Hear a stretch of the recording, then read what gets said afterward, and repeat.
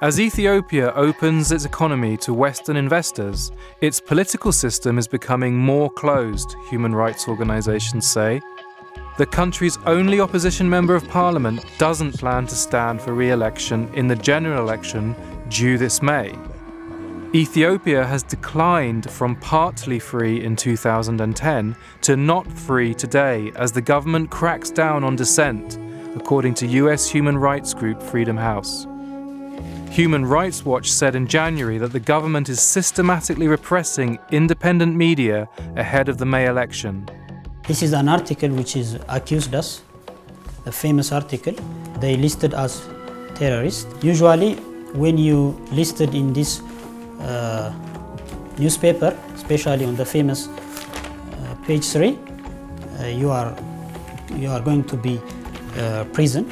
Anda Tsege, a British citizen of Ethiopian origin, is a leader of an exiled Ethiopian opposition group. Mr. Tsege was detained in Yemen last year and now faces a death sentence in Ethiopia.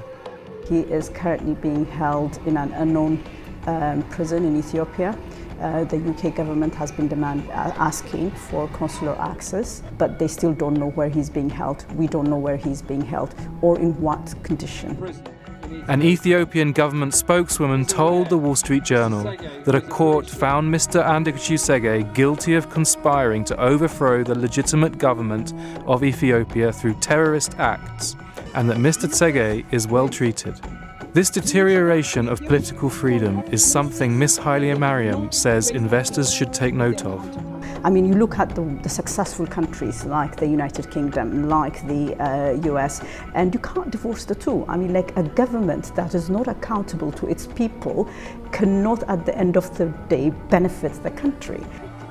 And Bob Geldof, the punk rock singer who 3 decades ago raised millions in aid for Ethiopia and is now investing there, also has concerns.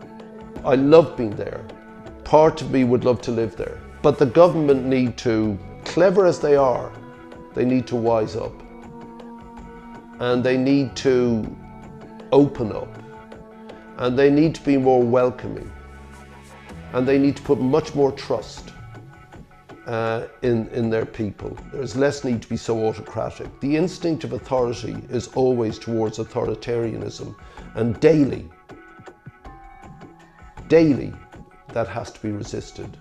You must remember, I'm a punk.